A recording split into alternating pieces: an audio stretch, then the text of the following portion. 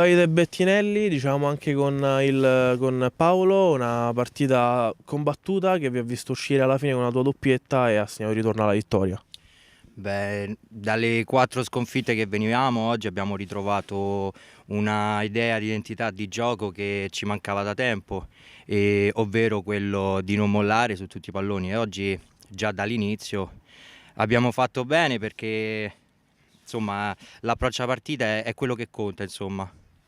Una notte da Tony Ponzi, come si suol dire, vi serviva questa sera, è arrivata anche grazie ai tuoi due gol, sicuramente soddisfazione personale. Cosa vi è mancato nelle ultime quattro partite nella quale non siete riusciti a far punti? Come ti dicevo prima, l'approccio alla partita e la voglia di vincere, di non mollare mai e questo insomma ci è mancato. Non è da giustificare anche assenze importanti abbiamo avuto.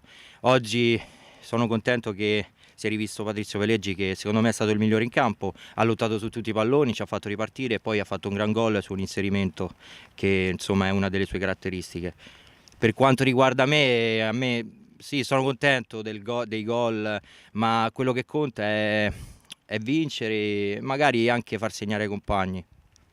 Prossima partita contro la San Giovannella che prima di stasera vi era sotto di solo un punto, potrebbe essere la partita decisiva per segnare il vostro distacco dalla zona calda della classifica. E una domanda veloce a livello personale, altre due reti questa sera, ti sei posto qualche obiettivo in termini di gol quest'anno?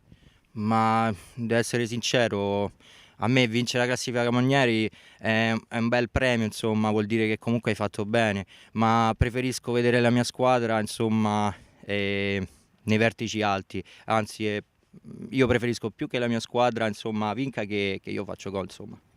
E sulla San Giovannella? San Giovannella, ma ogni squadra ha le sue difficoltà, ogni partita. Noi la dobbiamo approcciare con l'intensità, con la voglia di vincere, di combattere su tutti i palloni e diciamo ce la giochiamo con tutti e naturalmente rispettiamo gli avversari.